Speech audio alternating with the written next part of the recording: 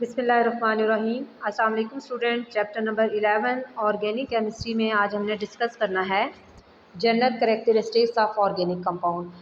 बेटा, organic compound का सबसे जो कॉमन और एसेंशियल करैक्टर है वो ये है कि इस ऑर्गेनिक कंपाउंड के अंदर कार्बन मस्ट प्रेजेंट होगा।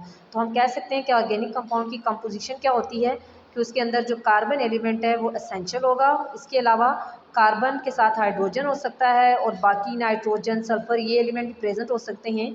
तो ऑर्गेनिक कंपाउंड आपके पास डेरिवेटिव होते हैं हाइड्रोकार्बन्स के या हाइड्रोजन और कार्बन के। सेकंड है बेटा solubility in the organic solvents. जो ऑर्गेनिक सॉल्वेंट होते हैं ऑर्गेनिक कंपाउंड उनके अंदर सॉल्युबल होंगे। जैसे कार्बन टेट्राक्लोराइड है, ये हमारे पास ऑर्गेनिक सॉल्वेंट है, इसके अंदर ऑर्गेनिक सोल्यूट जो है वो डिजॉल्व हो सकता है। और जो हमारे पास इनऑर्गेनिक सॉल्वेंट होते हैं उसके अंदर इनऑर्गेनिक सोल्यूट ही डिजॉल्व होंगे। नेक्स्ट है forming of covalent bond.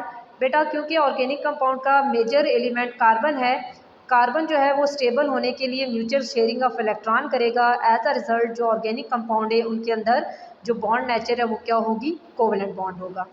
Next है बेटा low melting and boiling point. जो ऑर्गेनिक कंपाउंड होते हैं उनका मेल्टिंग और बॉइलिंग पॉइंट यूजली लो होता है as compare to inorganic compounds. Next है बेटा हमारे पास कंबस्चन। कंबस्चन हमारे पास बर्निंग प्रोसेस होता है और जो ऑर्गेनिक कंपाउंड है उनका एसेंशियल एलिमेंट कार्बन है और कार्बन की एबिलिटी है कि वो बर्निंग शो कर सकता है।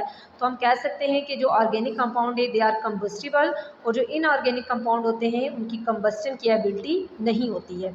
अब अगर आप कंबस्चन की एग्जांपल लें बेटा, कोल जो हमारे पास है वो भी ऑर्गेनिक इन नेचर है। आप देख सकते हैं कि वो बर्निंग का प्रोसेस शो करता है। सिमिलरली मीथेन गैस को हम एज अ फ्यूल यूज़ कर रहे हैं, पेट्रोल को हम एज अ फ्यूल यूज़ कर रहे हैं। तो ये सारे जो कंपोनेंट हैं दे आर ऑर्गेनिक और ये कंबस्टिंग या बर्निंग क्यों शो कर रहे होते हैं, due to presence of carbon.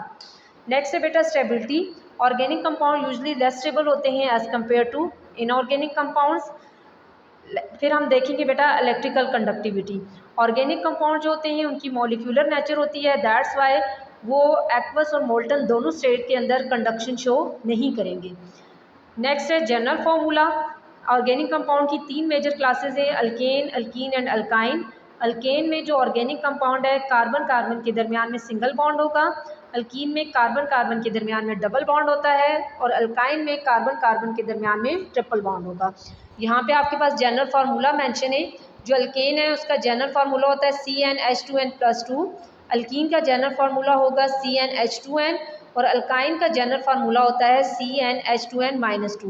बेटा ये जो n है यहाँ पे ये नंबर ऑफ कार्बन एलिमेंट को रिप्रेजेंट कर रहा होता है कि आपके पास जो कार्बन एलिमेंट है आप उसका नंबर पुट करके नंबर ऑफ हाइड्रोजन एलिमेंट जो है उसको डिटरमाइन कर सकते हैं। थैंक यू बेटा, होप सो आपको आज का ये लेक्चर समझ आ गया होगा।